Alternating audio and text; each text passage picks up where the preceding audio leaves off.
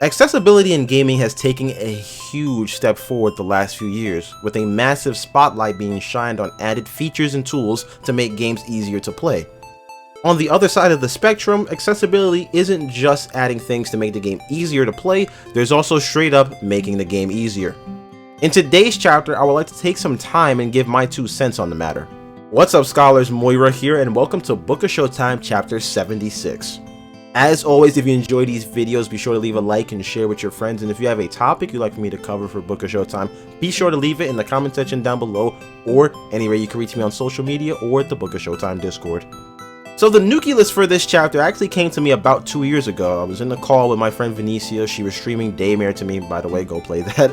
And while we were chatting, Metroid Dread came up. It was recently released, and I had picked it up at launch. I had never finished a 2D Metroid. And the gameplay and the narrative shown in the trailers, it just oozed horror elements.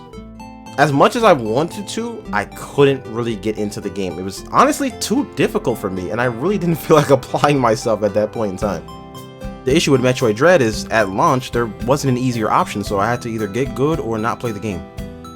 I opted to not play. Eventually, a rookie mode was added to Metroid Dread, and I played it, and I was enjoying the game, but something about that style of game just made me feel nauseous and claustrophobic, so I stopped. I don't know what it is, but even when I watch people play those tight 2D games like Heart of Darkness or Another World, it just makes me sick. I don't know. Maybe because it seems more congested? I just can't put my finger on it. Either way, I still think it was cool of Mercury Steam and Nintendo to add this, because at the end of the day, everyone should get a fair chance to play a game. This is where the other half of accessibility comes into play. No one thinks of easy mode as an accessibility option, but in all essence, it kinda is. Just to show you how narrow-minded I was as a gamer a few years ago, I used to think that calling the easier difficulties casual or story mode, it felt like pandering to me. It felt like this was the journalist difficulty, but hey, people just want to vibe and play the game.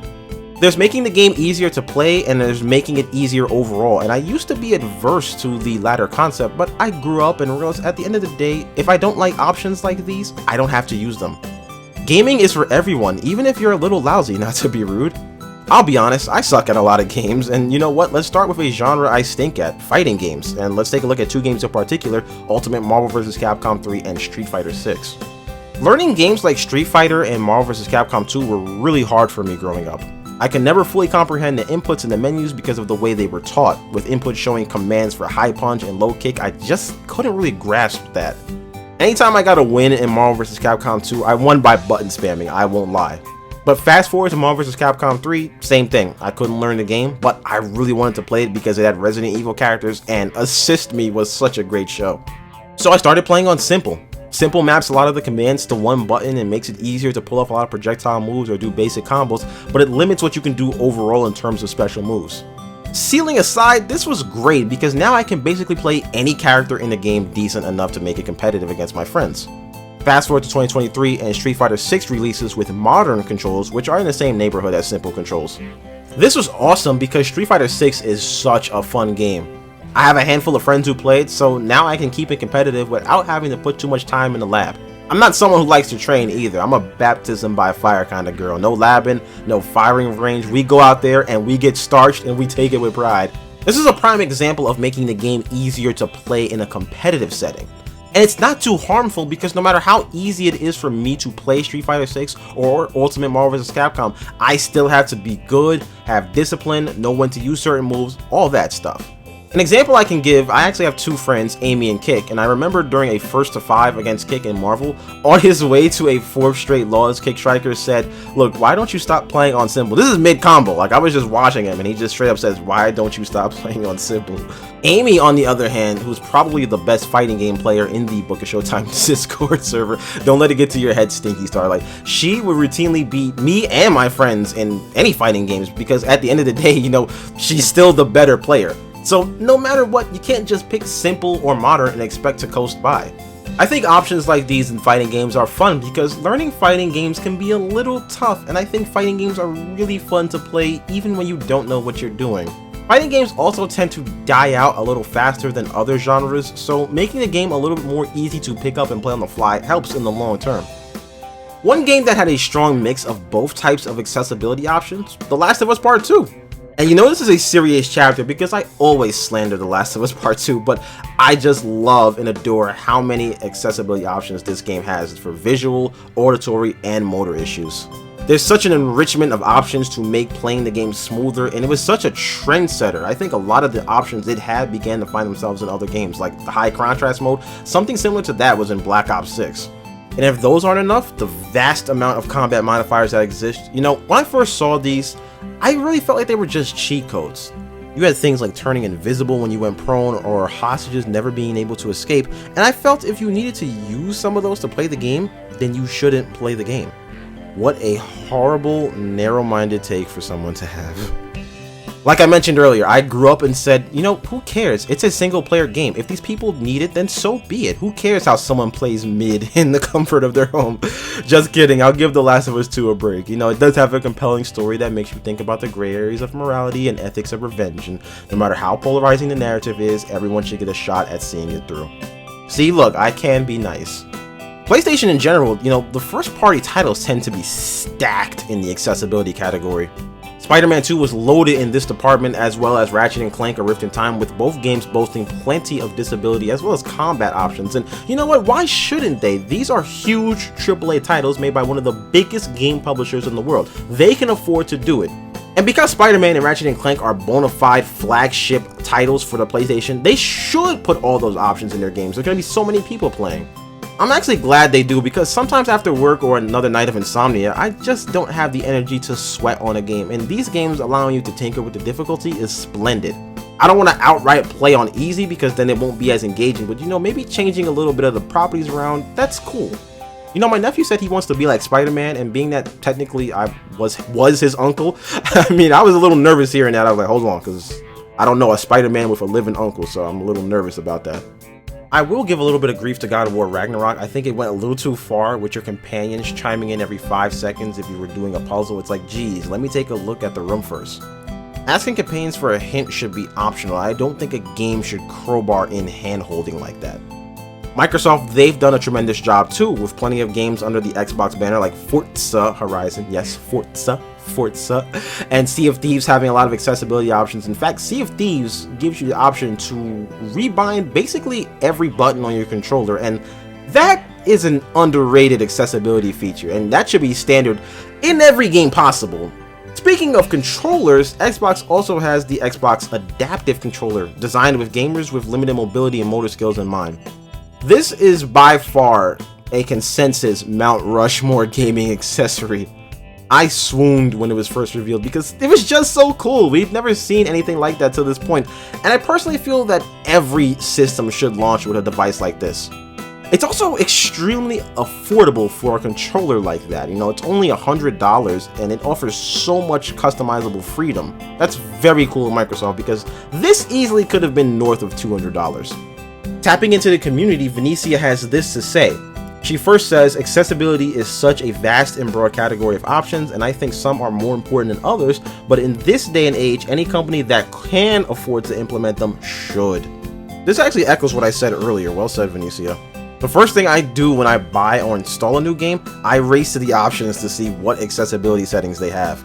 It's really disappointing when the only things there are subtitles and contrast. It's like, that's not enough. Why even have an accessibilities tab?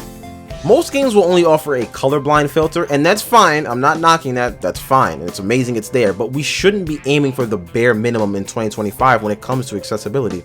I expect every AAA title, every Call of Duty, every Resident Evil, all of them to have a generous set of options to help out all gamers. I also want to preemptively call out Rockstar Games, because if Grand Theft Auto 6 does not have the best list of accessibility options we've ever had in the game, that game is already a disappointment. I also want to take a quick moment to shout out Arachnophobia mode, because man, I do not like any type of creepy crawly. I'll let a ladybug or a butterfly hang out, but everything else, especially those S words, I don't even like saying it out loud, they gotta go. Shout out to Lethal Company, Evil West, and Grounded for having modes like these. That's really cool. Next, Venetia says, for me personally, I usually don't have much need for most accessibility options or difficulty settings. I've always played on normal mode because I always assume that's the way the game was designed and primarily meant to be played, and as a creative person myself, I like to experience games in the way the creators most intended.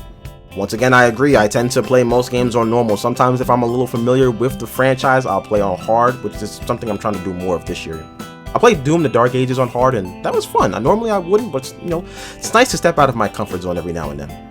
Finally, she says, but generally speaking, I think those options are very important for games that want good reviews or games that put story first. Not all players are at the same level. I think I mentioned something like that earlier when I talked about Kick Striker and Marvel.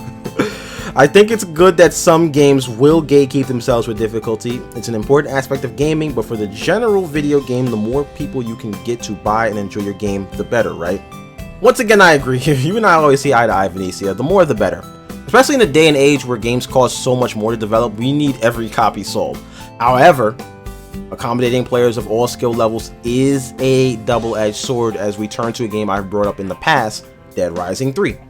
Dead Rising 3 stripped most of the game's natural difficulty away to make it easier for newcomers to play, and to me personally, that compromised a lot of what made Dead Rising special.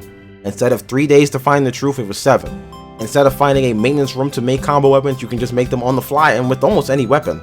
You can save anywhere instead of only at bathrooms. Survivors don't need to be escorted. Large weapons can be pocketed. Basically, everything was easier. And this wasn't the case of the game having an easy mode. They changed the core fundamentals of Dead Rising to make the game easier, and it diluted the natural difficulty. A game being hard isn't always about how tough or strong the enemies are, or how fast you die. Sometimes by design, elements of gameplay are in place to change how you would approach the game.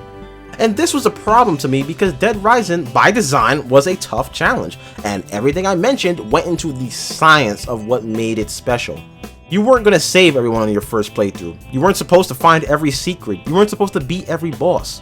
The developers wanted you to play the game again, or at the very least, restart the story because you can still keep your character stats.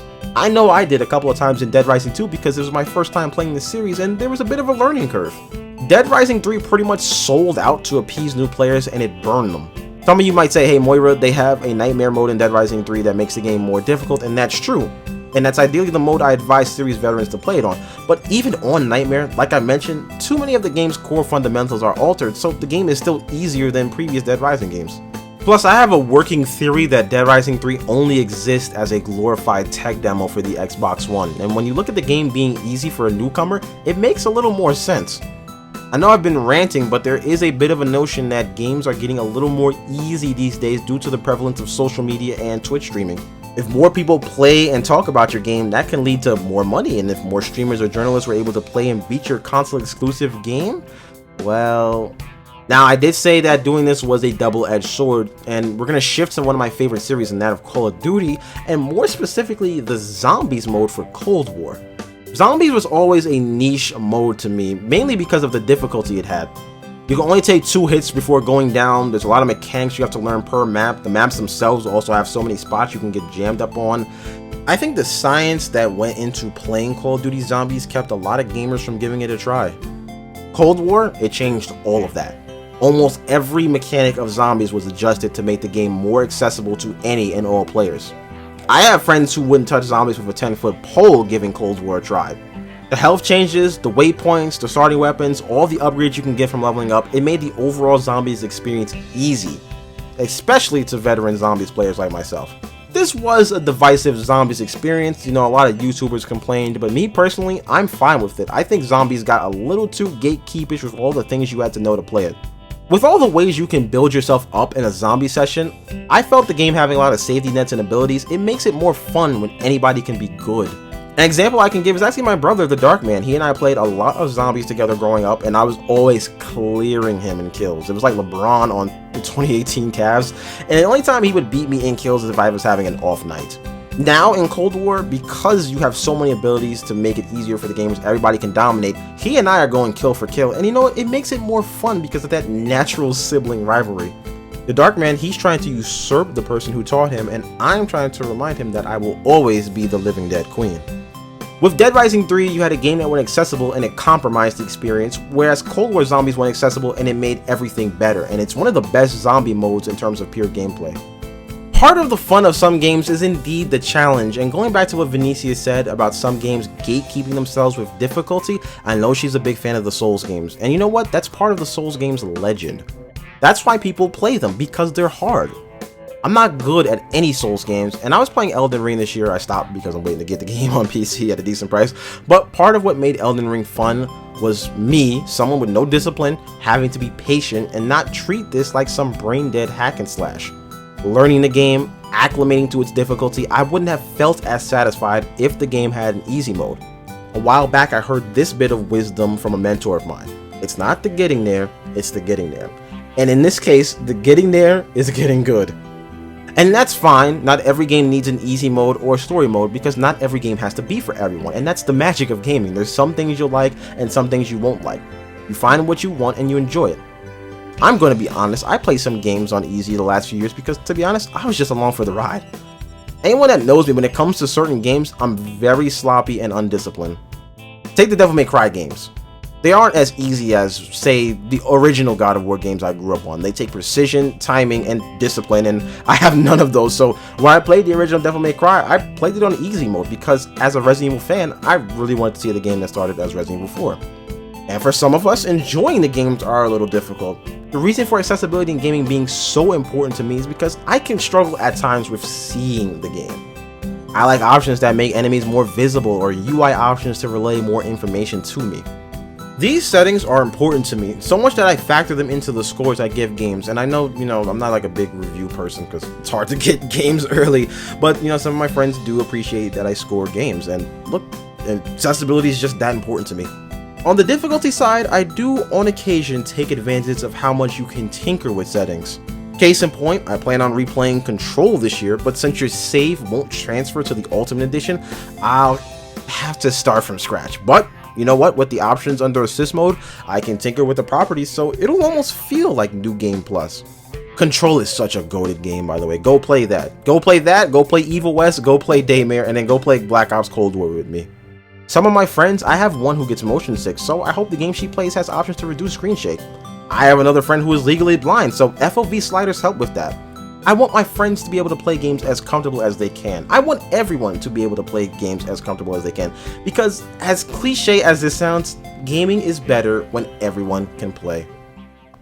Alright scholars, thank you so much for watching this video. Let me know down below what you think about accessibility across the spectrum, and let me know what are accessibility options you look for when you play a game. What are your favorite accessibility options?